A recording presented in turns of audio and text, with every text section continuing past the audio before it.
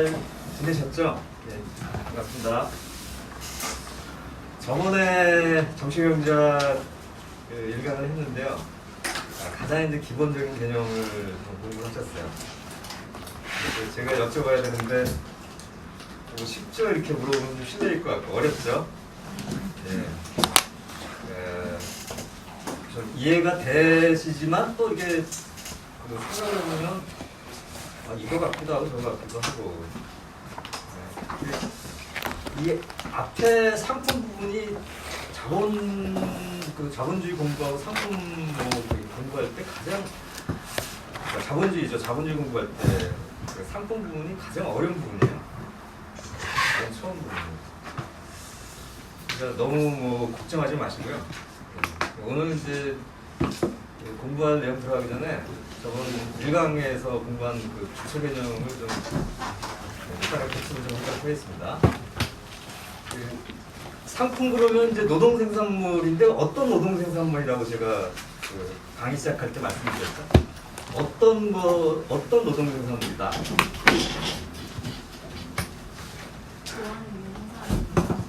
그래서 그 앞에 교환을 위해서 생산한 노동 생산물이 들어가야 됩니다. 그러니까 교환이라고 하는 게 굉장히 중요해요. 그래서 교환을 위해서 생산하지 않는 노동 생산물은 상품이라고 할 수가 없다. 그래서 뭐 가령 뭐 텃밭에서 이제 상추 같은 것들을 자기가 먹기 위해서 기르는 경우에는 이제 상품이라고 할 수가 없는 거예요. 왜냐하면 교환을 위해서 생산하는 게 아니기 때문에. 그래서 이제 상품에 대한 어떤 개념을 좀 먼저 좀 확인하시고요. 그다음에 이제 상품에 두 가지 요소가 있다고 그랬죠. 그래서 두 가지 요소가 사용 가치와 가치. 사용 가치는 뭐 좀 쉬운 편이고.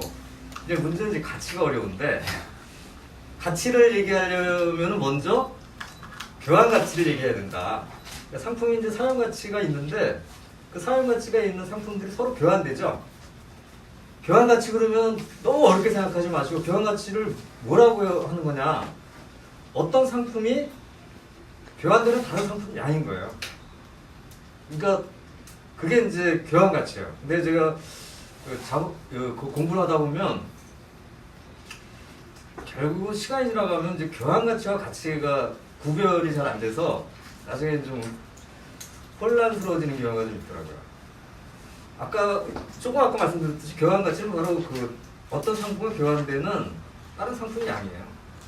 근데 이제 그 교재에도 있었지만은 예를 들면 게 이제 뭐 일것의 미래 X라인 부드러 Y라인 명조 Z라인 근과 교환된다 그러면 이것들이 다 각각의 교환 가치예요. 근데 여기 공통적인 요소가 있다는 거죠. 그리고 또 이제 여기 예를 든 게 뭐 양복, 한벌과 구두, 네크로가 서로 교환될 때 서로가 교환 가치인 거예요. 근데 이것이 이렇게 되는 거는 공통적인 요소가 있는데 그게 가치다. 그 가치라고 하는 것은 그러니까 사용 가치를 무시해 버렸을 때 다 노동 생산물이고 그래서 이제 엄격하게 정리를 하면 추상적 인간 노동이 응거된 것이다. 이것도 기억을 하셔야 돼요. 네. 그리고 이제 그래서 가치의 실체는 추상적 인간 노동이다. 그다음에 이제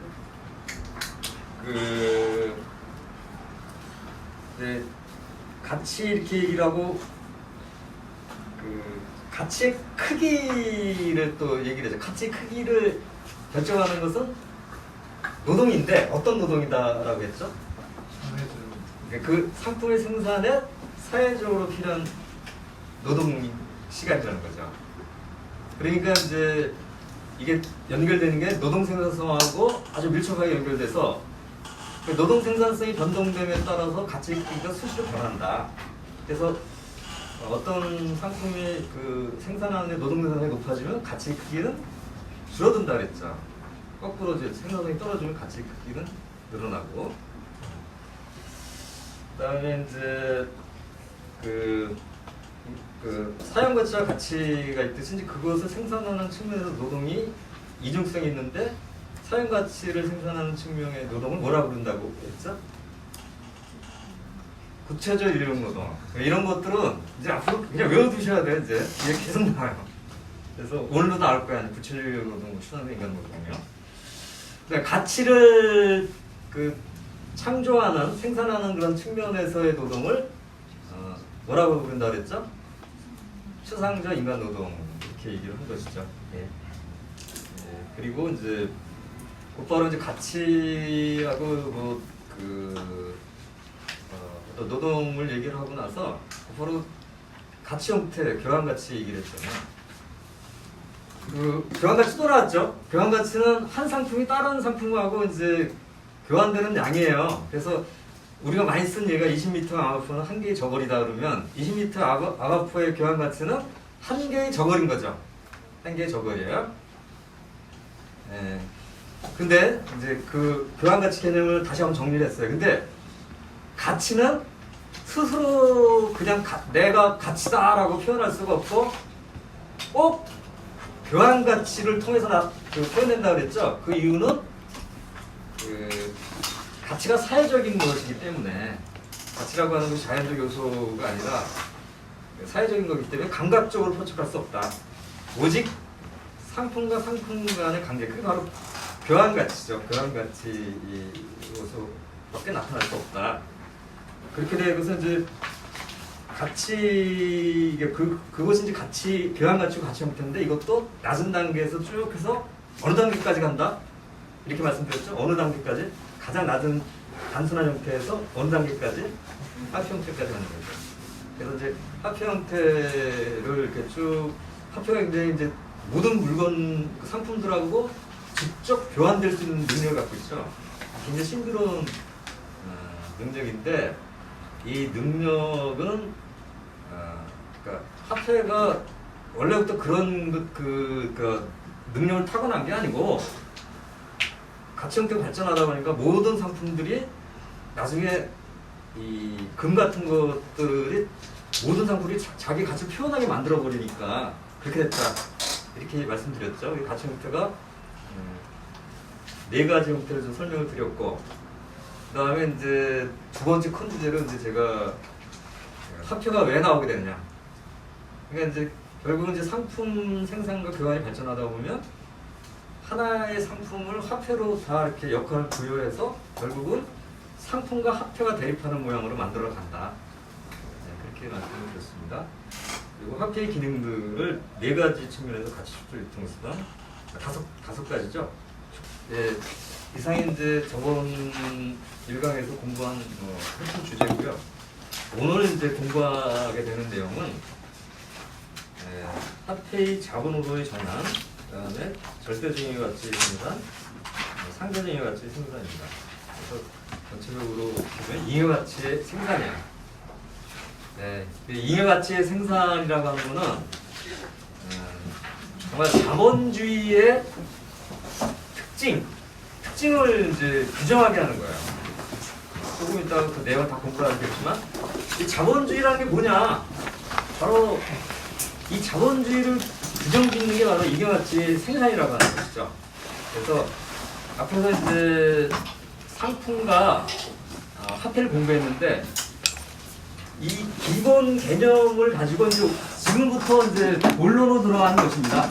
우리가 경제경제학 공부를 하면 이 자본주의라고 하는 사회가 도대체 어떤 사회냐 이런 걸 공부하게 되는 거예요. 그리고 뭐 자본주의는 또 계속 이제 자본이 축적되고 나면 어떤 식으로 또 나가냐 이런 걸 공부하게 되는데 바로 이제 앞에서 1강 공부한 걸 가지고 본론으로 이제 곧바로 들어가는 것입니다. 그리고 정치경제학에서 제가 가장 핵심적인 내용은 오늘 이제 2강이에요. 잉여가치 생산이 어떻게 이루어지느냐. 네, 이 부분은 오늘 공부하도록 하겠습니다. 네, 먼저 이제 크게 봐서는 이제 2번이 절대적인 가치 생산인데요.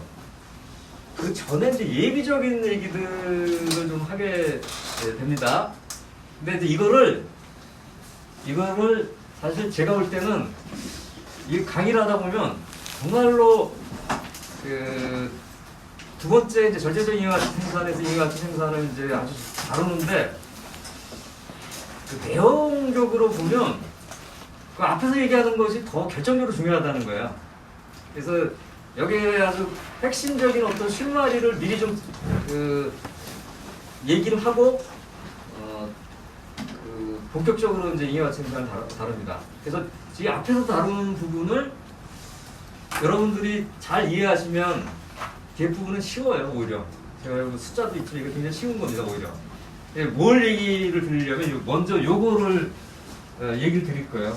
이 부분하고 노동력이라고 하는 것이 상품이 된다. 노동력이라는 게 도대체 뭐냐? 나중에 이제 요거 공부하면 핵심은 결국 노동력에서 판가름이 나요.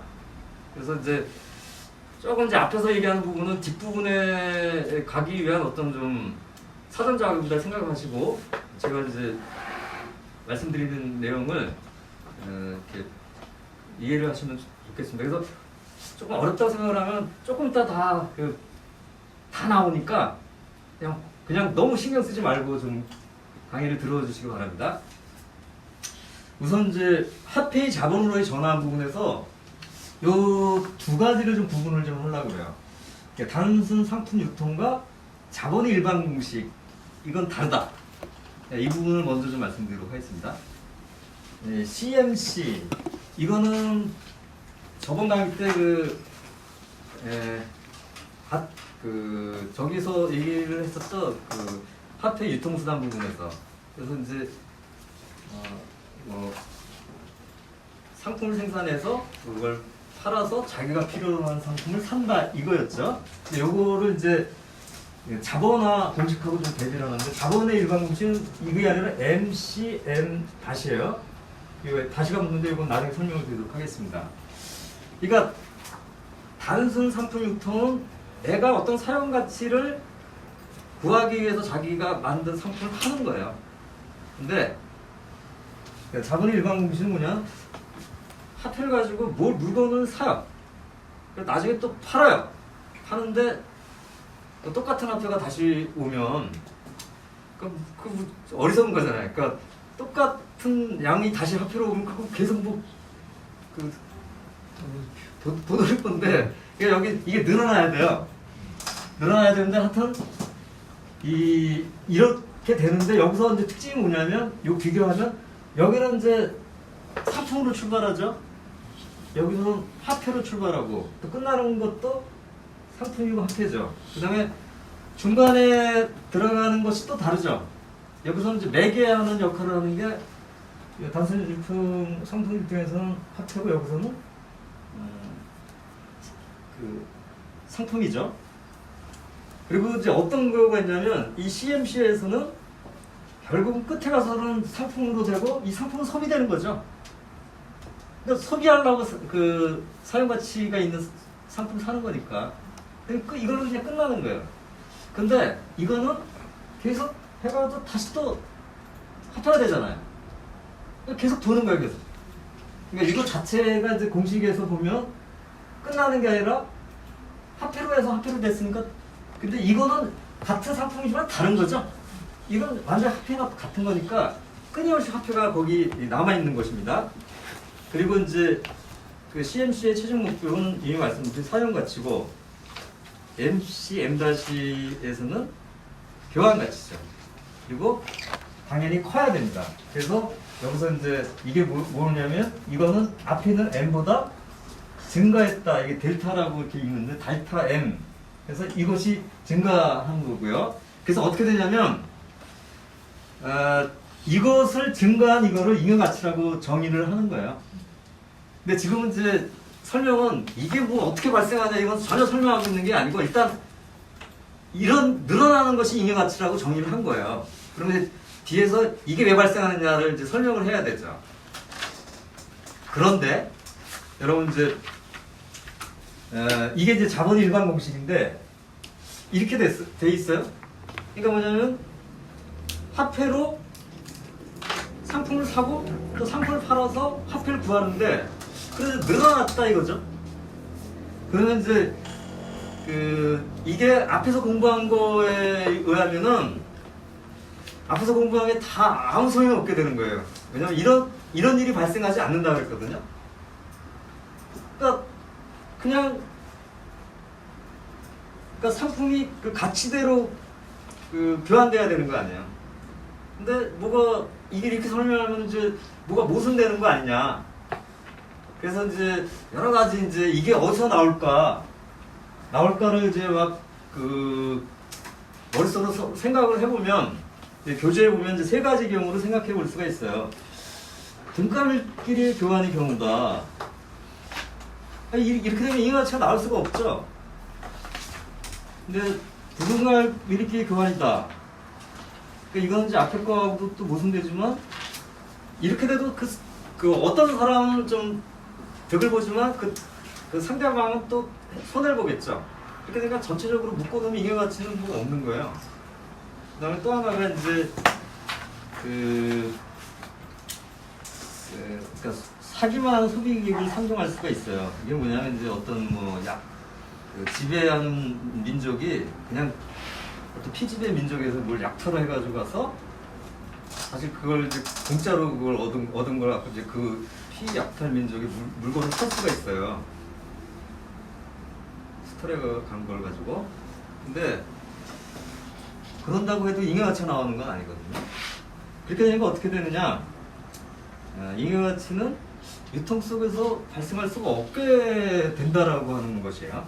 제가 이제 강의를 드리면서 이제 조금 어렵게 들릴 수가 있어요. 근데 이 강의를 할 때 뭘 말씀드리냐면은 뒤에 어떤 잉여가치가 발생하는 것을 설명하기 위해서 뭔가가 모순적인 상황들을 만들어 자꾸 강조해서 말씀드리는 거예요. 그러니까 유통에서는 잉여가치가 발생할 수 없다는 거예요. 그러면 이제 그러면 뭐 유통 밖에서 잉여가치가 나오는 것이다 이렇게 생각할 수가 있거든요. 생각할 수가 있는데 근데 이게 또 그렇지도 않다는 거예요. 그러니까 이제 어떤 사람이 책을 만들었어요. 이걸 갖고 있어요. 그러면 이 상품을 만들어서 소유하고 있는 사람하고 이 상품하고 관계는 자기가 노동을 해서 얼마만큼의 가치가 있는 상품을 만든 걸 갖고 있다라는 것밖에 안 되는 거거든요. 무언가 증가하는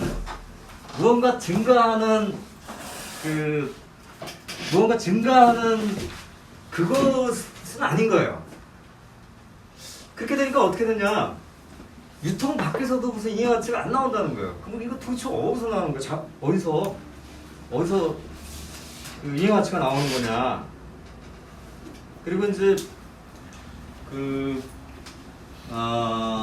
그렇게 되니까 이게 골치가 아픈 얘기를 이제 하게 되는 거예요. 그래서 어떻게 되냐면 자본은 유통에서 발생할 수도 없고 유통 외부에서 발생할 수도 없다. 여기서 이제 자본이라는 얘기는 이 자본에 대한 부분도 이게 무슨 실제 내용을 하나도 설명 안 하는 건데 이 M이 늘어나는 걸로 해가지고 이게 추가되는 거잖아. 그러니까 자기 가치가 늘어나는 걸 다 자본이라고 그래요. 자본인데 그러니까 약간 뭐 잉여가치가 잉여가치 설명하는 거 똑같은 거예요. 여기 보면 자본은 유통에서 발생할 수도 없고 또 유통의 외부에서 발생할 수도 없다. 뭐 그러고 나더니 갑자기 자본은 유통에서 발생해야 하는 동시에 유통의 외부에서 발생해야 한다. 그러니까 이런 얘기를 하게 되는 거예요. 그렇게 되면 이거 좀 거의 뭐 불교에서 보면 뭐 그럴듯한데 이게 뭔 소리인지 모르겠는데 서문답이라 이거 완전 서문답이거든요. 이게 무슨 뭐 말을 장난하는 건가? 그런데 이제 뒤에 나중에 조금 이따 제가 말씀드린 이걸 갖고 이제 설명을 하면 이런 현상이 다 설명될 수 있게 돼요. 그러니까 조금 기다리세요. 그리고 여기에서 이제 이런 것을 설명하기 위해서 가장 결정적인 역할을 하는 것이 노동력인 거예요. 그게 뭐냐면 무언가가 열쇠가 있어야 되는데 이 부분은 노동력이라는 거예요. 왜냐하면 노동력을 사용하면 노동력을 사용하니까 노동이 되는 거거든요. 그래서 노동력의 어떤 사용 가치가 가치 원천인 무슨 특이한 상품이 하나 있는데 바로 노동력이라는 거예요. 이것도 그냥 여러분께서 그런 얘기인가 보다 정도만 생각하고 계세요. 여기서 이해가 다 되시기 쉽지가 않아요. 그런데 이제 그 전에 조금 더 어려운 얘기를 좀 하고 있는데요. 그러니까 노동력이라고 하는 상품 때문에 뭔가 설명할 수 있는 것이 나온다 이렇게 얘기했는데, 그러면 또 노동력이라고 하는 상품이 출현하려면 어떻게 해야 되는 건가? 그러니까 화폐를 갖고 있는, 자본을 갖고 있는 사람이 그러니까 상품인 노동력을 만나기 위해서는 그것이 전제 조건이 뭐냐면 노동자가 자유로운 노동자가 있어야 된다는 거예요. 그래서 자유로운 노동자라고 하는 거는 이제 두 가지 의미에서 얘기를 하는 건데요. 그러니까 신분이 자유로운 거예요. 옛날 이제 신분이 예속돼서 농노나 이런 사람들은 자유롭지 않죠. 신분이 자유로워야 돼요. 또 하나는 노동력이 상품이 되기 위해서는 신분이 자유로울 뿐만 아니라 생산자, 노동자가 자기가 노동을 해서 뭔가를 상품을 만들어서 그걸 팔고 하는 것을 할 수 없게 될 때, 그건 뭐냐면 생산자가 생활수단을 못 갖는 거예요. 그래서 이때 이제 어떻게 보면 이제 외국에서 쓰는 용어이긴 한데, 자유롭다고 할 때 보면 원래 독일어는 프라이폰이에요. 이게 뭐냐면 프라이가 영어로는 프리, 자유롭다는 건데, 폰은 뭐뭐로부터 자유로운데, 이게 사실은 해석을 할 때 보면 자유롭다고도 해석하지만 뭐가 없을 때라는 뜻이 있는 거예요. 그러니까 뭐냐면 생산수단을 못 갖고 있기 때문에 노동자가 자기 노동력을 상품으로 팔아야 된다. 그러니까 이렇게 되니까 중요한 의미가 있어요. 이런 조건이 없으면 자본은 성립되지 않는다는 거예요. 그러니까 우리가 이제 자본이 성립된다 그러면 많은 사람들이 오해하고 있는 게 뭐냐면, 상품 유통이 되고 화폐만 있으면 자본이 성립될 수 있다고 생각을 많이 해요. 그런데 실제로는 그렇지 않아요.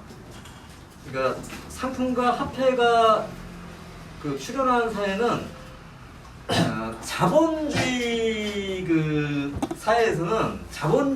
사회에서는 이게 전면화되지만, 옛날에 봉건 시대나 노예제 시대에도 상품 생산과 화폐 유통은 조금씩 있었어요. 그러니까 있었는데, 그건 뭐냐면 전체적인 생산은 그렇게 되질 않아요. 그런데 조금씩, 우리가 조선시대 같은 때도 보면, 조선시대도 그 당시에는 이제 상품과 화폐가 전면화된 사회는 아니지만, 일부에서 그러니까 상품도 있고 화폐도 있었잖아요. 상인도 있고. 근데 그거는 뭐냐면 전체적인 생산을 지배하는 게 아니라 한 부분으로 존재하는 것이죠.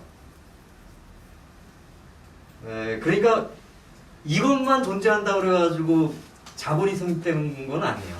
그러니까 자본주의가 성립되는 건 아니고, 자본과 자본주의가 성립되기 위해서는 어떻게 돼야 되냐면 생산자가 생산수단을 갖지 못하는 과정이 있어야 돼요. 그게 이제 나중에 제가 4강에서 본원적 추적 과정에서 이제 설명을 드릴 예정입니다.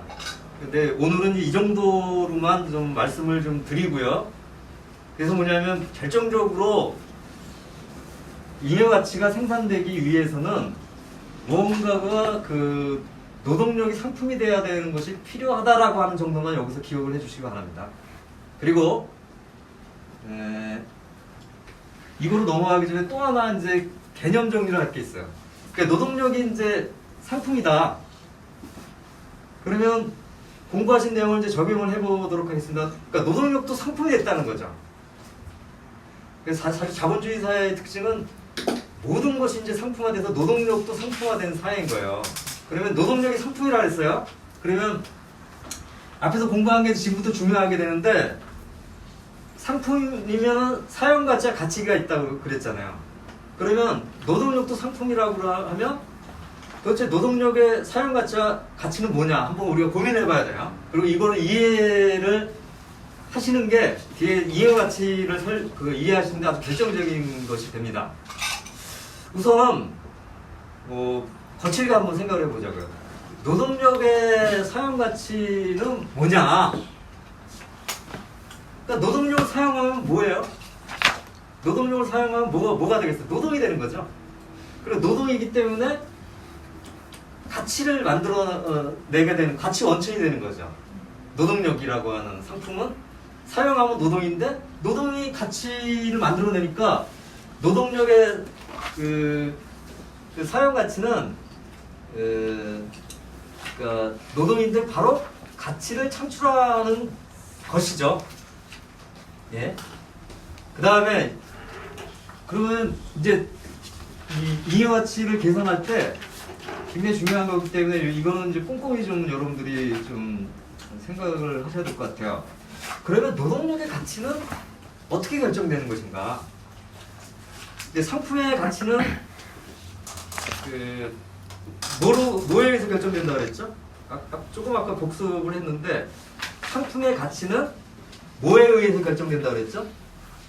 그 상품의 생산에 사회적으로 필요한 노동 시간이죠. 그러면 노동력도 똑같아야 되는 거예요. 근데 이제 약간 이제 노동력은 다른 상품하고 차이가 좀 있어요. 우리가 예를 들면 빵을 만든다 그러면 그 밀가루 가지고 와서 빵을 만들잖아요. 노동을 해서.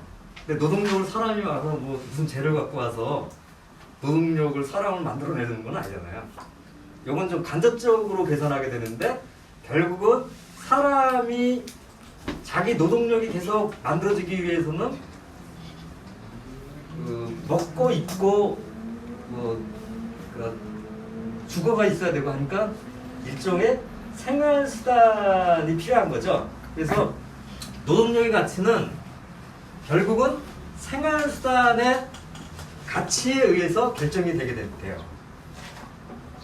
예. 그러니까 이제 생활수단이면은 뭐 필요한 게 있잖아. 사람이 기본적으로 자기가 계속 노동력을 유지하려면 가장 필요한 게 뭐 먹는 거죠. 먹어야죠. 그 다음에 사람이 살려면 옷이 있어야 되죠. 뭐 의식주 하니까 도구가 있어야 되고. 그 다음에 이것만 갖고 사람이 사는 건 아니죠. 사람은 또 역사적인 또 그동안의 문화적인 게 또 있잖아요. 그러니까 여기에는 단순한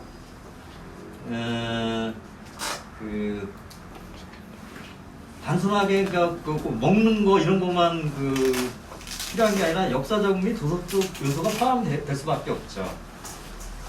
그 다음에 이제 노동력이 이제 재생산되려면 이 사람 세대로 끝나는 게 아니라 계속 노동력이 창출되기 위해서는 자녀들이 자라야 되잖아요.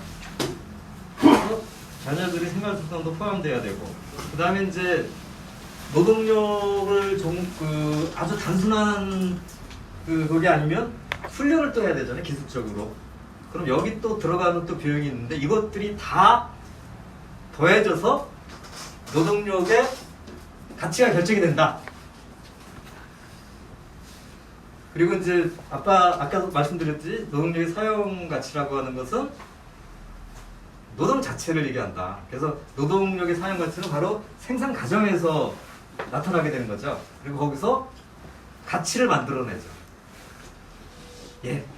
여기까지가 이제 잉여 가치를 설명하기 위해서 예비적인 작업을 했어요. 이제 오늘 그러니까 잉여 가치 생산이 이제 정치경제에서 가장 핵심적인 내용인데 그 중에서도 이제 가장 핵심적인 본론으로 지금부터 들어가도록 하겠습니다. 도대체 자본가가 처음에 어떤 일정량의 화폐를 갖고 있는데 나중에 보면 그 화폐가 늘어나게 되는 이유의 비밀이 어디에 있는 것인가. 네, 이것을 이제 공부하도록 하겠습니다. 예. 그리고 이제 그 공부도 조금 좀 단계가 좀 필요한데요. 그러니까 잉여 가치 자체를 검토하는 거는 조금 이따가 하고요. 이게 이제 앞에서 공부한 거하고 이제 연결이 쭉 되는데 우리가 항상 상품에는 사용 가치와 가치가 있다고 했잖아요. 노동에는 뭐가 있다 그랬죠? 이거 같이 이렇게 연결되는 게 사용 가치와 연결되는 게 무슨 노동이라 그랬죠? 구체적 유형노동, 그다음에 이제 가치와 귀결되는 게 시상적 인간노동. 예, 시상적 인간 노동인데요. 교재를 좀 못 갖고 계신가요? 예, 저번 주. 여기 좀 지금 있잖아요. 교재를 갖다 듣고 계시죠? 교재가 없으신 것 같아서. 페이지 39페이지입니다. 예, 그러니까 노동에도 이제 두 가지 측면이 있는 것이죠. 가치 창출하기 순환 인간 노동이고, 이것처럼 이제 생산 과정에도 같은 식으로 하면 그 두 가지 측면으로 나눌 수 있다는 거예요. 사용 가치를 생산한다는 측면에서는 노동 과정, 그다음에 이제 가치를 그 증식하는 과정에서 가치 증식 과정으로 이렇게 나눠서 검토할 수 있다는 거죠. 그러면 이제 사용 가치를 검토할 때는 앞에서도 공부를 할 때 어떤 사회 형태와 관계없이 그냥 다 무시하고 했었죠. 그 식으로 노동 과정도 그렇게 먼저 검토하도록 하겠습니다. 노동 과정은 인간이 살아가기 위해서는 반드시 필요하죠. 그러니까 어떤 사회 형태가 됐든, 원시 공동체가 됐든, 노예제 사회가 됐든, 동문제 사회가 됐든, 뭐 지금처럼 자본주의 사회가 됐든, 아니면 뭐 미래의 어떤 뭐 공산주의 사회가 됐든, 사람들이 살아가기 위해서는 사용 가치를 끊임없이 생산해야 되죠. 그래서 좀 어려운 얘기라면 인간이 자신과 자연사의 물질 대사를 항상 해야 되는 거죠. 그래서 이제 자연으로부터 뭔가를 갖고 소비를 하고 다시 또 이렇게 돌아가고 뭐 이런 식으로 계속 순환이 돼야 되겠죠. 네. 근데 이제 노동 과정을 이제 고찰을 하는데, 인간의 노동 과정은 동물들이 어떤 활동하고는 좀 달라요. 우리가 보면 이제 거미의 거미줄이나 특히 꿀벌의 꿀벌줄 보면 꿀벌줄은 상당히 정교하죠. 굉장히 정교합니다. 오히려 사람이 그걸 만들려면 못 만들 정도로 정교하죠. 근데 이제 이 꿀벌이 하는 것과 비교해서 인간 노동의 특징이 뭐냐면 먼저 어떤 생산물을 머릿속에 그리고서 한다는 거야. 이 꿀벌은 본능적으로 하는 거죠. 그게 수학에서는 꿀벌이 이렇게 돼 있거든요. 이게 가장 이게 꿀벌이 수학을 공부하는 건 아니고 수학에서 뭐 하고 보면 가장 견고한 구조라는 거예요. 근데 꿀벌이 어떻게 해서 그렇게 되는지는 모르겠지만 본능적으로 아주 정확하게 하죠. 거의 비슷하게. 근데 사람은 그렇게 못하지만 가장 특징인 건 뭐냐면 먼저 머릿속에 뭘 그리고서 하죠. 인간 노동의 특징이 아주 거기에 있습니다. 그게 뭐냐면 의식적으로 하죠. 한목적. 그래서 노동 자체가 한목적인 활동입니다. 그리고 노동 과정에는 인간이 하는 노동이 있지만 또 하나가 노동 대상이 있고 노동 수단이 있어요. 노동 대상은 뭐 원료 같은 것들 얘기하는 거고, 노동 수단은 이제 도구 같은 거. 예, 그래서 이 부분은 좀 제가 시간을 좀 절약하기 위해서 이 관련된 설명 부분에서는 좀 교재로 대체를 좀 하고요. 중요한 것만 정리하도록 하겠습니다. 이렇게 되니까 노동 과정에는 노동 대상, 노동 수단이 있는데, 이거를 다시 한번 생산물의 관점에서 보면 노동 수단과 노동 대상은 생산 수단이고요. 노동부 자체는 생산하는 노동입니다. 나중에 보면 이제 생산수단이라고 하는 얘기가 또 엄청나게 나와요. 그래서 여기서 개념 정리를 하실 필요가 있어요. 생산수단은 뭐냐? 노동수단과 노동대상이다. 예. 그리고 이제 교재 자체에서는 이제 사회 형태를 무시하고 생산 형태를 무시하고 이제 노동 과정을 살펴봤는데, 거기에서도 이제 노동 과정에서 자본주의에서 노동 과정의 독특한 현상을 좀 강조를 하고 있습니다. 그게 뭐냐면 자세하게 설명을 안 드리고 그냥 요점만 말씀드리도록 하겠습니다. 자본주의에서는 이제 노동을 하기 위해서 노동자는 자기의 노동을 소유하는 자본가에 감독하여서 노동할 수밖에 없어요. 그게 하나 있고요. 둘째는 생산물은 자본가의 소유물이지 직접적 생산자인 노동자의 소유물은 아닙니다. 그러니까 생산은 실제로는 노동자들이 하지만 그 결과물은 노동자의 소유가 아니죠. 자본주의에서는 그 결과물 자체는 자본가의 소유가 되는 것이다. 이렇게 좀 정리를 하고 가치 증식 과정으로 들어가도록 하겠습니다. 예, 이 부분이 이제 가장 핵심적인 본론이라고 할 수 있습니다. 예, 제가 가상적인 상황을 좀 만들어서 설명을 이렇게 표를 미리 만들어 놨습니다. 여기서 이제 이 들어가 있는 숫자들 계산이 자, 미리 좀 이렇게 이걸 쉽게 보이게 하기 위해서 이렇게 딱 맞춰놓은 거예요. 그래서 이게 어떻게 전제를 하고 있냐면 교재 41페이지를 좀 와주세요. 그래서 뭐냐면 20파운드의 면화에서 노동자 1인이 12시간 일을 해서 20파운드의 면사를 뽑아낸다 이렇게 생각을 하는 가상을 하고 있는 거예요. 또 하나는 20파운드 면화의 가격은 20실링인데 20실링으로 표현되는 금량을 생산하는 데는 40시간이 필요하다. 그러니까 20파운드의 면화의 가격이 20실링이에요. 근데 40시간이 필요하기 때문에 그 1실링당 2노동시간이 된다 이렇게 계산을 한 거예요. 그러니까 이거 왜 그렇게 되냐는 거는 그냥 설명하기 위해서 드는 예예요. 그러니까 그렇게 생각을 하세요. 그래서 어떻게 되느냐? 20파운드의 면화에서 20파운드의 면사를 뽑아내기 위해서는 4실링만큼의 방추가 소모된다. 예, 그 다음에 4실링으로 표현된 금량을 생산하는 8 노동시간이 필요하다. 그 다음에 노동력의 하루의 가격은 3실링으로 계산을 한다는 거예요. 그게 6시간이 필요하자 1실링이 2시간에 해당되니까. 그런데 이 노동량은 노동자의 매일 평균이 생활수단을 생산하는 필요한 것으로 가정했다. 아까 그 노동력의 그 가치는 필요한 생활수단의 가치와 같다고 그랬죠. 그걸 적용을 한 거예요. 그리고 하루의 노동일은 12노동시간이다. 이렇게 가정을 하고 이제 이걸 표를 만들어 봤어요. 자, 이렇게 되면 어떤 일이 이제 벌어지는 것인지 여러분들이 보시기 바랍니다. 이게 자본가가 이제 20파운드의 그 면사를 만들기 위해서 어떤 걸 투입하냐? 면화를 20실링만큼 산다는 거예요. 그래서 20파운드의 면화예요. 이게 20실링이에요. 그 다음에 이게 뭐냐면 이제 방추 소모량을 그러니까 면사를 만들기 위해 이제 방추라는 게 있는데 이게 기계는 계속 돌면 조금씩 달아.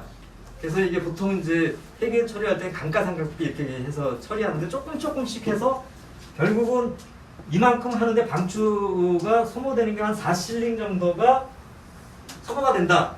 이렇게 생각을 한 거예요. 그 다음에 노동력을 그 자본가가 사는데 3실링이 들어갔다. 그런데 결과물을 보니까 어떻게 됐냐? 그러니까 면화 방추 소모분 24실링이 오른쪽 들어가고 그런데 여기서 27실링이었는데 30실링이 돼서 새로 첨가된 가치가 6실링이 됐다는 게 3실링이 아니고. 그리고 이거를 이렇게 되니까 3실링이 남아요. 일단 남아요. 그래서 30이 되니까. 근데 이거를 한번 이제 실제 노동시간으로 한번 계산을 쭉 한번 해보자. 그러면 여기에 54 노동시간이 들어가야 있다는 거예요. 4.5 노동일인데 그래서 이걸 쭉 계산 면화 방추 소모분에 48 노동시간이 들어가고 여기에 이제 노동력의 가치만큼을 자본가가 지불한 거거든요. 근데 3실링이라고 그랬죠. 그러니까 얼마만큼이 된 거냐? 노동력에 대해서 그 지불한 게 뭐냐면 6시간 정도에 해당되는 6시간이 이제 노동으로 하면 만들어지는 가치가 있는데 그만큼만 들어가 있다는 거예요. 근데 여기서 오른쪽에서 볼 때는 어떻게 되냐면 이거는 똑같아요. 면화 방출 성호분은 똑같은데 새로 추가된 6실링인데 이때 새로 추가된 노동시간은 6 노동시간이 아니고 12 노동시간이 됐다는 것이죠. 그래서 여기가 뭐 차이가 나는 게 6 노동시간 차이가 난다는 거예요. 그러니까 여러분들 뭐 이게 이 표 자체를 너무 신비롭게 생각하지 마세요. 그러니까 그냥 보면 뭐 이해가 되시죠? 이해가 되실 거라고 생각이 들어요. 그러면 여기서 이 3실링이 남는 것은 도대체 어디에서 차이가 나서 발생한 것이냐, 이걸 봐야 된다는 거예요. 결국은 차이의 결정적인 부분은 뭐냐, 여기 있다는 거죠. 여기. 이게 뭐냐면 노동력 자체, 그러니까 그걸 이제 노동력의 가치를 임금으로 받는데 여기에는 6시간 노동시간이 대상화되어 있는데 실제 노동자는 6시간만 일을 한 게 아니라 12시간을 일했다는 거죠. 그러니까 차이가 거기서 있다는 거예요. 그래서 뭐냐면 이제 여기 이 부분은 이제 제가 인용한 부분이 있는데 이걸 여기 붉은 글씨로 되어 있는 부분이 있는데 노동력의 매일의 유지비와 노동력의 매일의 지출은 그 크기가 전혀 다른 두 개의 양이다. 그래서 쭉 가면 따라서 노동력의 가치와 노동과정에서 노동력이 창조하는 가치는 그 크기가 다르다라고 하는 거예요. 이게 무슨 얘기냐? 노동력의 유지를 위해서는 실제 생활수단이 필요한데 그 생활수단에 그 생산하기 위해서 필요한 시간은 6시간밖에 필요하지 않다라는 거죠. 그런데 노동자는 몇 시간을 일한다는 거죠, 여기서? 여기서 예를 든 건 몇 시간을 일하는 거예요? 12시간을 일하는 거죠. 그렇게 되는 건 뭐냐면 이 차이에서 잉여가치가 발생한다. 예, 그래서 이제 제가 잉여가치를 이해하는 데서 결정적으로 중요한 게 노동력이다라고 하는 것이 이제 여기서 확인이 되는 거예요. 시간이 없어가지고 이제 제가 두 개의 그림을 못 그렸는데 43쪽으로 좀 한번 와주십시오. 이게 만일 경우에 노동자가 6시간만 일을 한다. 12시간 일을 하지 않고. 그럼 어떤 일이 벌어지는지를 한번 보자고요. 그러니까 6시간밖에 일을 하지 않으면 6시간밖에 일을 하지 않으니까 다른 것도 그 원료로 들어가는 거나 방출 성호분이나 이런 것들이 반으로 줄어들겠죠. 그러니까 지금 12시간에 20파운드 면화를 써가지고 20파운드의 면사를 만들어내잖아요. 그러면 6시간밖에 일을 하지 않으면 6시간밖에 일을 하지 않으면은 면화가 똑같이 필요한 게 아니잖아요. 반밖에 안 필요하죠. 그래서 왼쪽에 어떻게 들어가겠어요? 면화가 20실링이 아니라 10실링밖에 안 들어가죠. 방출 성호분도 4실링이 아니라 2실링. 그런데 노동력은 어때요? 노동력은 똑같이 3실링이 들어가야죠. 임금은 줘야 되니까 그 사람의 노동력을 재생산하기 위한 거는 줘야 되니까. 그렇게 되니까 왼쪽에 15실링이 들어가는데 앞에 얘하고 달리 6시간밖에 일을 하지 않으면 오른쪽에는 15실링보다 더 큰 게 나옵니까? 나오지 않습니까? 안 나오는 거죠? 그렇게 되니까 차액이 없는 거죠. 그러니까 이걸 다시 한번, 이게 이제 뭐냐면 6시간만 일을 했을 때는 잉여가치가 안 나온다라고 하는 걸 한번 더 보여드리기 위해서 이렇게 표를 만든 건데, 결국은 핵심이 뭐예요? 다시 이제 앞에서 요약한 것들이 더 분명해지는 것이죠. 그러니까 노동력의 가치와 노동력이 노동을 해서 만들어내는 가치는 같은 게 아니다라는 거죠. 그 다음에 노동력의 가치는 하루에 만들어내는 노동력이 만들어내는 그 가치보다 항상 작은 거죠. 그 차액이 잉여가치라는 거예요. 여러분 이제 정치경제에서는 이것이 그 가장 중심적인 그 내용이 됩니다. 그리고 여기서 이게 이제 가장 중요한 내용인데 여기서 이제 우리가 이제 개념이 키워드가 있다. 키워드가 그러니까 뭐예요? 키워드가 결국은 여기서 뭐를 중심으로 이게 다 설명이 되고 있는 거죠?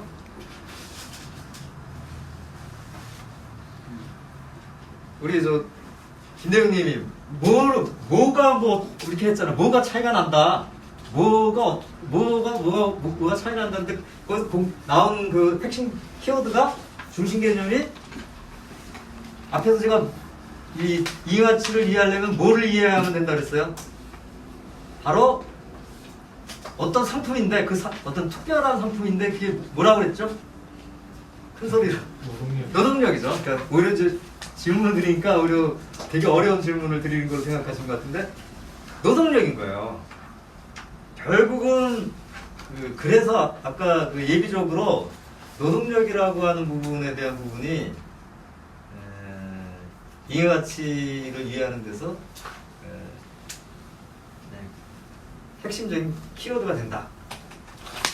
예, 그러니까 이게 이제 잉여가치의 생산입니다.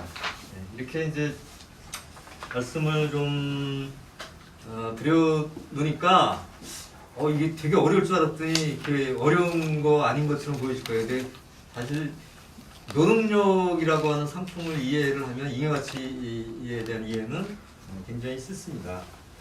그리고 이제 제가 하나를 더 그러니까 잉여가치 자체를 설명을 드렸는데 어떻게 해서 발생하느냐. 근데 이제 하나를 더 강조를 좀 하고 싶어요. 그러니까 여기서 잉여가치가 분명히 자본가한테 남았거든요. 다 등가 교환을 한 거예요. 다 지금까지 어떤 상품의 가치대로 사고 가치대로 연사 20파운드를 팔았다. 그러니까 다 등가 교환을 한 거예요. 등가 교환을 했는데도 잉여가치가 남는다는 거죠. 그러니까 잉여가치를 잘못 생각하는 이제 경우가 많아요. 특히 자본가들은 뭔가 자기가 싸게 사서 비싸게 팔아서 뭘 남겼다 이렇게 생각하는 게 보통인데 실제로는 그렇지 않다는 거예요. 그러니까 유통 과정 속에서는 등가 교환이 이루어진 건데도 잉여가치가 남았다. 그 이유는 바로 생산 과정에서 노동자가 자기의 생활에 필요한 어떤 생활수단에 해당되는 시간 이상으로 노동을 했기 때문에 그렇게 된 것이죠.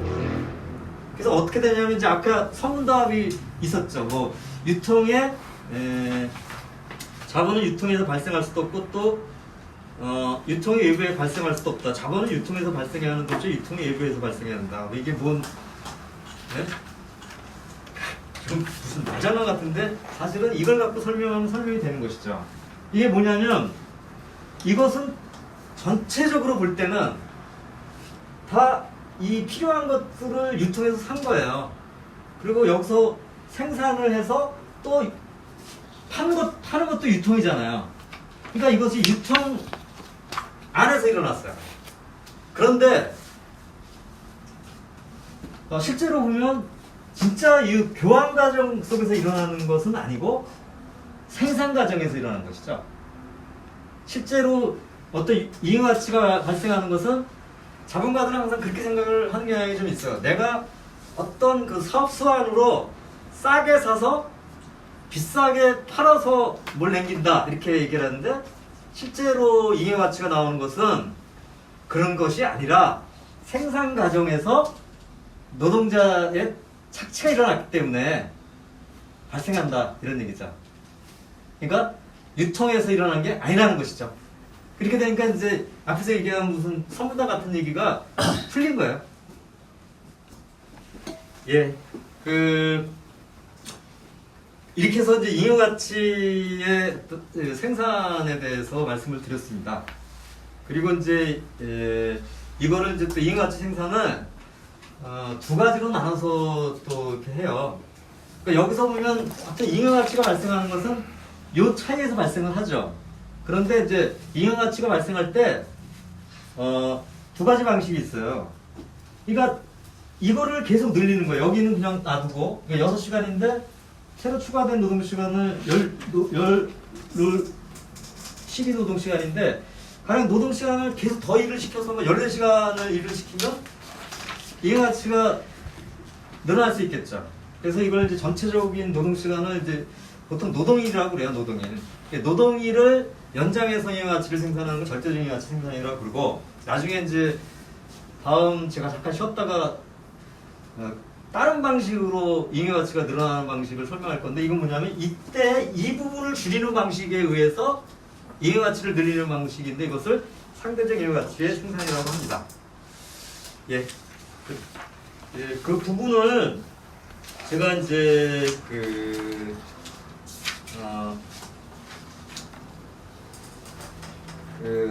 이제 절대적 잉여가치 생산 부분을 좀 더 보충해서 말씀드리는 걸로 하도록 하겠습니다. 다음에가 이제 불변자본과 가변자본인데요. 이 부분은 이제 여기서 이제 추상적 인간 노동과 이제 그 구체적 유형 노동의 어떤 측면을 말씀드려야 되는데 여기 보면 면화, 방출, 성호분 이런 부분들은 이쪽으로 그대로 이동을 하거든요. 그러니까 이런 것이 가능하게 되는 건 뭐냐면 노동이 면화, 방출 이런 부분들을 노동을 해갖고 면사로 만들어 버리는 거잖아요. 네. 그래서 그렇게 되니까 이것을 가능하게 하는 것은 그냥 그 구체적 유형 노동이 그걸 그쪽으로 넘어가게 만들어 주는 거예요. 그런데 실제로 여기서 가치를 창출하는 측면은 여기에 있는 거예요. 여기에만 있는 거거든요. 나머지는 그냥 이 외쪽에 있는 것이 오른쪽으로 그냥 가는 건데 여기서 이쪽으로 그 새로 가치가 추가되는 거거든요. 이거는 추상적 인간 노동의 측면에서 그렇다. 이렇게 여러분께서 좀 파악을 했으면 좋겠습니다. 그래서 계속 제가 이제 추상적 인간 노동, 구체적 유형 노동이 계속 나온다라는 말씀드렸는데 여기서 이게 또 나와요. 그 다음에 이제 개념 정리를 좀 하고 넘어가겠는데요. 그럼 자본가가 이제 투자를 하게 될 때 어떻게 되냐면 면화하고 방출에도 투자하고 노동력에도 투자를 하죠. 이걸 다 사야 되니까 이때 생산수완에 투자된 자본은 실제로 보면 여기서 그러니까 뒤에 잉여가치가 생겨가지고 늘어나는 게 아니고 그냥 그대로 변하지 않고 오른쪽으로 가거든요. 그래서 생산수단에 투하된 자본을 불변자본이라고 합니다. 근데 여기서 보면 노동력에 투하한 3실링을 투하를 했는데 이게 나중에 보면 이제 노동력이 이제 노동을 12시간 이렇게 해서 6실링을 만들어내잖아요. 그래서 3실링이 사실 6을 만들어내는 거가 되잖아요. 그래서 이것을 변한다 해서 가변자본이라고 그래요. 근데 이 부분은 나중에 다른 정치경제학을 공부할 때 계속 나오기 때문에 여러분들이 그러니까 좀 요약을 해서 기억을 하셨으면 좋겠어요. 그게 뭐냐면 생산수단에 투하된 자본을 불변자본이라고 한다. 왜? 그 부분은 늘어나질 않아요. 근데 이제 노동력에 투하된 그 자본은 나중에 보면 그게 잉여가치가 이제 추가되기 때문에 늘어나잖아요. 그렇게 되니까 그거를 가변자본이라고 합니다. 예, 그리고 이제 또 하나 용어 정리를 좀 하도록 하겠습니다. 그렇게 되니까 이제 어떻게 되냐면 여기에 노동력에 이제 3실링이 들어가고 잉여가치가 3실링이 나온 거죠. 잉여가치가 있고 그러니까 임금에 투하는 게 가변자본인데 잉여가치를 가변자본으로 나눈 거를 잉여가치라고 해요. 근데 이건 어떤 의미가 있냐면 노동시간으로 이렇게 보여주면 6시간 노동시간은 뭐냐면 노동력을 재생산하는 데 필요한 노동시간이거든요. 그래서 필요 노동시간이라고 그래요. 그리고 이걸 필요 노동이라고 그러고 그 다음에 이거를 이제 넘어서는 그러니까 6시간, 12시간이 있으면 이제 요 중에 6시간이 있고 이게 6시간 넘어서 더 일하니까 이런 부분을 잉여노동 시간이라고 그러고 잉여노동이라고 합니다. 근데 이거를 이제 필요노동으로 잉여노동을 나누는 거하고 잉여가치를 가변자본으로 나누는 것은 사실상 같은 거예요. 그리고 이것은 이제 어떤 걸 나타내느냐? 착취율을 나타낸다는 거죠. 그게 뭐냐면 노동자가 자기를 위해서 일을 하는 것, 그 다음에 자본가를 위해서 일하는 것, 이것들이 이제 비교되는 거기 때문에 착취율을 나타나게 된다. 예, 그 다음에 제가 이제 중요한 게 노동 일입니다. 제가 이제 오늘 강의를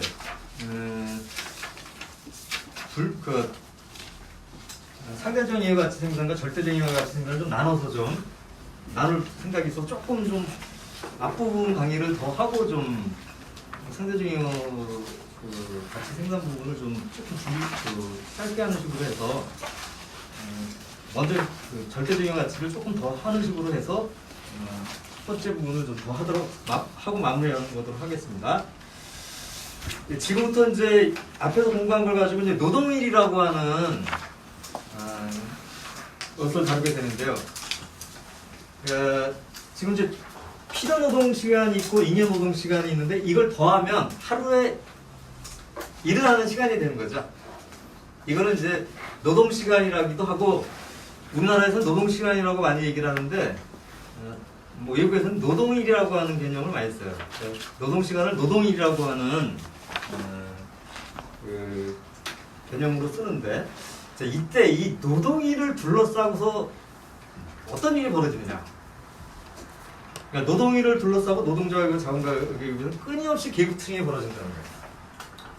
그러니까 자본가들은 자기가 이제 임금을 주고 노동력을 구입해서 노동을 시키는 거잖아요. 그럼 자본가 입장에서는 자기가 노동력을 구입을 해서 자기가 사용가치를 사용가치를 자기가 가지려고 하는 거잖아요. 그렇게 되니까 나는 분명히 대가를 지불했으니까 내가 최대한 일을 시키겠다. 그러니까 이런 입장을 갖고 있어요. 근데 노동자 입장에서는 어떻게 되냐면 매일매일 일을 해야 되거든요. 근데 만일의 경우에 지금 뭐 하루의 노동시간이 길어져가지고 다음날 아침에 와서 일을 할 때 도무지 전날 했던 상태로 회복이 안 될 정도로 일을 하게 되면은 이거는 용납할 수가 없는 거거든요. 노동자 입장에서도 볼 때 뭐 생산선이 없어서 노동력을 자본가에 팔지만 내가 다시 노동을 할 수도 없을 정도의 것으로 노동 시간 동안 일을 할 수는 없다, 이런 입장이 있는 거고, 그렇게 된 거 어떻게 되냐? 자본가들은 노동 시간을 계속 연장하려고 하는 그런 부분이 있고, 노동자들은 자기의 노동력이 계속 한 몇십 년 동안 계속 유지될 수 있게 적절하게 줄여야 되는 그 정도까지밖에 일을 할 수 없다라고 하는 그런 것이 당연한 것이 되는 것이죠. 이건데 이 부분은 뭐 좀 이렇게 우리가 배우는 정치경제학의 개념으로 치면 어떤 자신들의 권리를 갖고서 서로 입장이 다른 겁니다. 근데 이것이 이렇게 되면은 여기서 어떤 누구한테도 납득이 되는 어떤 기준이 있는 게 아니에요. 그래서 권리와 거리가 붙여서 서로 싸우게 되는데 이때 결정하는 것은 뭐가 결정을 하느냐? 힘이 결정하는 것이죠. 이게 동등한 권리가 서로 맞설 때는 힘 문제를 해결한다. 이거는 사실 우리가 자본주의 사회에서 항상 벌어지는 일이죠. 자본가들은 뭐 옛날만 그런 게 아니라 지금도 그렇고 어떻게든지 간에 노동 시간을 줄이려고 합니다. 늘리려고 합니다. 거꾸로 이제 우리가 이제 노동자들이 노동 시간을 이제 단축하려고 하면 여기에 대해서 자본가들은 격렬히 반대하죠. 뭐 지금도 우리나라에도 벌어지고 있는 거잖아요. 탄력 근로제 같은 거 같고요.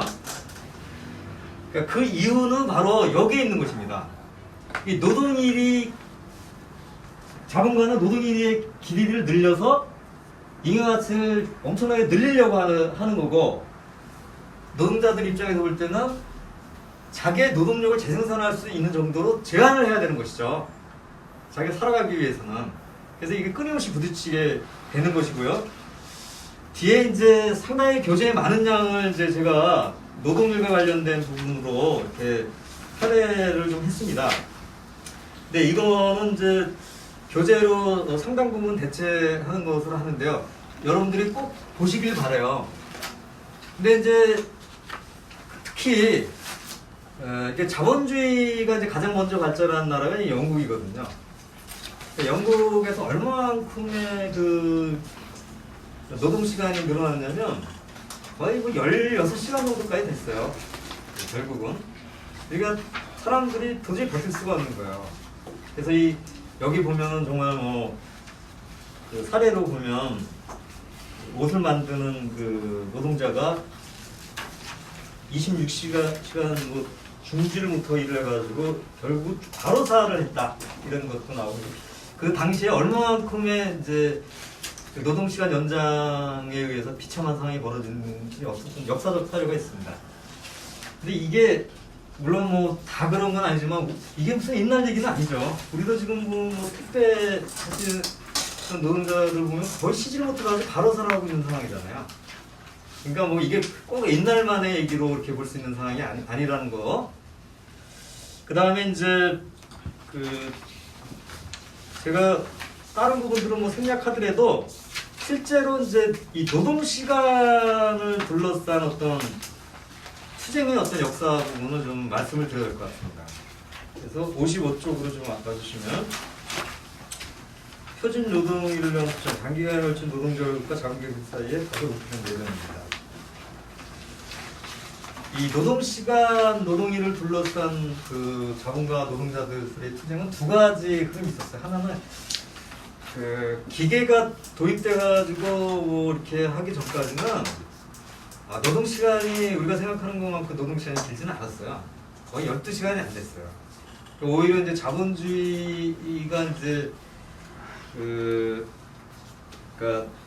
본격적인 궤도에 오르기 전에는 오히려 노동시간을 우리 법이나 뭐 여러 가지 강제력을 동원해서 늘리기 위한 것들이 있었어요. 그래서 이게 이제 14세기 중에서 17세기 말까지 노동일 연장을 위한 강제법이 있었는데, 이 부분은 그냥 교재로 대체하도록 하겠습니다. 이제 우리가 주목할 것은 뭐냐면 노동시간에 강제력 제한이 들어간 역사인데요. 이건 이제 가장 전형적으로 이제 영국입니다. 영국이 이제 그 18세기 후반기에 18세기 후반기에서 이제 19세기 초중년까지 엄청나게 노동시간이 길었어요. 여기 좀 읽어보면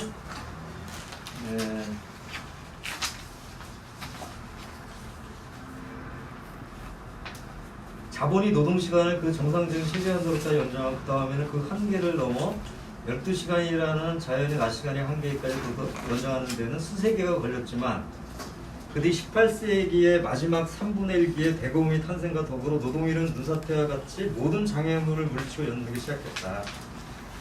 이때는 지금 16시간, 뭐 18시간 이렇게 되는 거예요, 노동시간이. 이렇게 되니까 이제 이게 처음에 노동자들도 이게 순식간에 벌어진 일이기 때문에 거의 저항을 못했어요. 기계가 도입되고. 하지만 이제 노동자 계급이 반항이 시작이 됐죠. 그러면서 이제 어떤 이제 노동시간을 제한하는 법들이 있었는데, 그러니까 이 법들이 거의 실효성이 없었어요. 근데 그것이 이제 비교적 이제 실제 효과를 발휘한 부분들을 교재에 제가 적어놨습니다. 그래서 그 요점을 말씀을 드리고, 이건 교재로 여러분들이 꼼꼼히 봤으면 해요. 왜냐하면 그 각각의 그 법의 내용도 중요하지만 이 법이 도입되고 그 도입되는 거를 막고 자본가들이 막고 또 노동자들이 또 투쟁하고, 그래가지고 계급투쟁이 그야말로 뭐 진퇴를 계속 반복하거든요. 이런 것들이 굉장히 구체적으로 역사에 다 나와 있습니다. 이런 부분들은 오늘 제가 강의에서 말씀드리면 이것만 가지고 한 1시간 이상을 강의를 해야 돼서 그렇게 할 수는 없기 때문에 요점만 말씀을 드리면 먼저 1833년에 공장법이 이제 도입됐는데 그러니까 이때 12시간 노동제가 그러니까 도입된 거예요. 이것도 사실 통칭은 뭐냐면 13세부터 18세까지 해당된 거예요. 그러니까 모든 노동자한테 적용이 된 건 아니에요. 근데 이게 이제 처음으로 12시간 노동제가 도입이 된 것입니다. 그 다음에 이제 그렇게 됐는데 이게 사실상 무력화됐어요. 그 이유가 뭐냐면 이제 릴레이 제도라고 그래가지고 중간중간에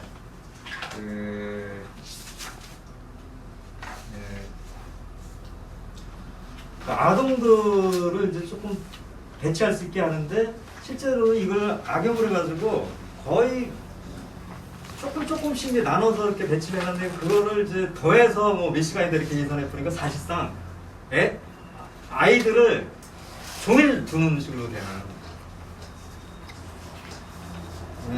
그래서 이제 이게 지금 문제가 됐습니다. 하지만 이제 어떤 이것이 결국은 이제 12시간 제도가 좀 획이 된 거고요. 그 다음에 1844년의 공장법은 적용 범위가 더 확대됐어요. 그때는 이제 18세 이상의 부녀자. 그러니까 이제 지금까지는 미성년자에게만 적용이 된 거죠. 그 다음에 그것이 이제 부녀자, 18세의 부녀자까지 적용이 됐습니다. 그리고 릴레이 제도의 남용을 방지하기 위해 가지고 한 사람이라도 아동이 이제 시작을 하면 그것이 시작하는 시간으로 모든 사람한테 다 적용이 돼서 장난질을 못 치게 만들었어요. 그 다음에 1847년의 신공장법은 여기서 이제 10시간 노동제가 도입이 되게 되는 것입니다. 그리고 근데 이제 여기 이 교재에 보면은 이제 10시간 노동제가 법으로 이미 이제 통과가 됐어요. 그래서 1848년 그것이 이제 시행되기로 이렇게 돼 있었는데 이 교재에 보면은 자세하게 이거를 막기 위해서 자본가들이 어떠한 술책을 동원했는지가 아주 구체적으로 나옵니다. 그래서 임금을 먼저 삭감을 하고 그다음에 또 하나는 이제 오히려 노동자들이 이게 단축돼가지고 뭐 임금이 줄어드니까 이제 이거 좋지 않다라고 뭐 그러니까 약간 이제 조작하는 여론도 만들어내고. 근데 이것도 사실은 노동자들이 다 알죠. 그러니까 이것도 효과가 없으니까 나중에는 이제 뭐 공장 감독처럼 비난하다가 나중에는 그것도 안 되니까 이제 자기도 언론을 동원해가지고 이제 거짓말도 막 하고 그랬는데 결국은 1945년 5월 2일 날 10시간 노동법이 시행되었습니다. 그러면 자본가들이 그 후에는 이제 포기했냐? 그 후에 이제 반란이 일어나가지고 이걸 다 이제 옛날로 돌리는 식의 또 작업을 했다라고 하는 내용이 이제 처분되어 있는데 이건 교재로 개최를 하겠습니다. 그 다음에 이제 1850년에 새로운 추가적 공장법은 어떻게 됐냐면 이게 노동자들이 힘이 이제 좀 밀고 나갔다가 자본가들이 또 그걸 다 되돌린 거죠. 근데 노동자들이 이제 거기에 대해서 불만이 고조되고 해서 여기 보면 뭐 노동자들은 랩가시와 요크스의 위협적인 집회를 요구 큰 소리로 항의하기 시작을 했는데 공장 간접가들은 계급적 적대 연계가 들어보지 못할 정도의 긴장감에 도달했다는 걸 정부에 긴급히 경고했다는 거예요. 그러니까 이게 그냥 계속 가다가는 아마 전국적으로 커다란 문제가 될 것 같다 그래가지고 타협이 된 거예요. 타협이 돼서 또 절충적인 것들이 만들어졌죠. 근데 그 후에 이제 영국에서는 결국은 공장법이 전반적으로 이제 적용되는 식으로 갔어요. 그리고 이제 여론도 노동자들의 동조하는 그런 기업들이 늘어나면서 이렇게 됐습니다. 그래서 제가 짧게 그냥 요약만 했는데 이 부분은 여러분들이 꼭 다시 보시길 바래요. 그때 왜 이제 다른 계급들이 노동자 톤에 쓰기도 하고 하는지 이런 것들이 이제 구체적인 계급 투쟁의 어떤 양상이거든요. 가령 뭐 오히려 지주 계급이 노동시간 단축에 오히려 동조할 때도 있어요. 왜냐하면 자본가 기급한테 공물법 폐지로 패배를 해서 오히려 이제 그 지주들이 노동자를 도와줄 때도 있었어요. 근데 사실은 지주들은 이제 자본가하고 투자하기 위해서 그렇게 한 거죠. 이런 부분들이 아주 구체적인 생산 역사가 있어요. 이런 분들은 꼭 보시기 바랍니다. 결국은 이 영국의 공장법은 다른 나라에도 다 퍼져나가게 돼서 결국은 이제 프랑스, 미국에서도 이것이 이제 퍼져나가게 됐죠. 그리고 이제 특히 미국의 경우에는 이제 남북전쟁 이후에 노예제가 폐지가 되잖아요.